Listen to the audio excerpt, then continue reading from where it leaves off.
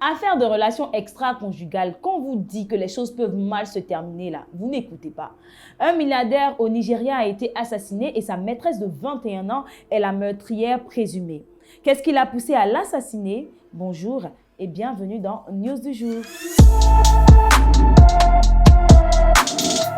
Dans la semaine du 15 juin, le corps sans vie d'un homme a été retrouvé dans un appartement de 3 chambres dans la ville de Lagos. Marié âgé de 50 ans, le milliardaire nigérian M. Michael Usifo Ataga a été assassiné par sa maîtresse de 21 ans, une jeune fille étudiante en communication du nom de Chidinma.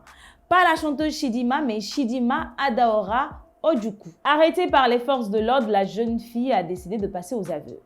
La semaine avant sa mort, les deux amoureux ont décidé de passer du bon temps ensemble. Entre-temps, le dimanche 13 juin, la famille a lancé l'avis de disparition. Cette jeune fille a avoué à la police qu'elle a réagi ainsi parce qu'il a voulu abuser d'elle, mais aussi parce qu'elle était sous l'effet de la drogue et de l'alcool. Nous avons bu et fumé ensemble, on s'est bien amusé et ensuite, je suis allée chercher à manger. Le lendemain, il voulait faire l'amour, mais j'étais fatiguée. Et comme je refusais, il a commencé à me violenter, j'ai dû céder. Quelques heures plus tard, il est revenu à la charge et vu qu'elle n'était pas contente pour la première fois, elle lui a fait savoir qu'il voulait juste jouer avec elle parce qu'il ne voulait pas l'aider, il ne voulait rien lui donner. Alors M. Michael Agata lui a jeté sa carte bancaire et lui a demandé de retirer tout ce qu'elle voulait. Il m'a donné le code, mais en même temps, il est devenu violent. Il voulait me prendre encore, j'ai commencé à me défendre. Et à un moment donné, il m'a cogné la tête contre le mur et j'ai riposté.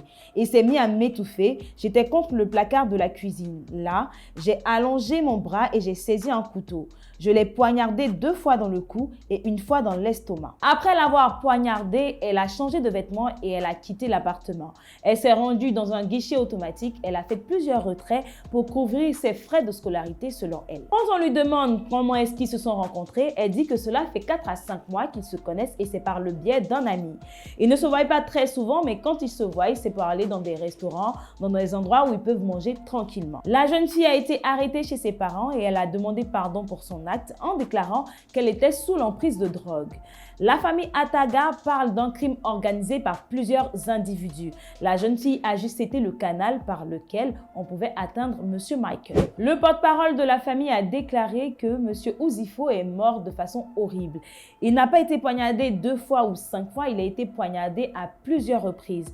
Il a encore des marques de torture sur lui. Personne dans tout le bâtiment n'a entendu ses cris parce qu'il était bâillonné. La police continue de faire des recherches. Alors, que pensez-vous de cette histoire? Croyez-vous en l'innocence de cette jeune fille? Réagissez en commentaire, likez et partagez cette vidéo au maximum.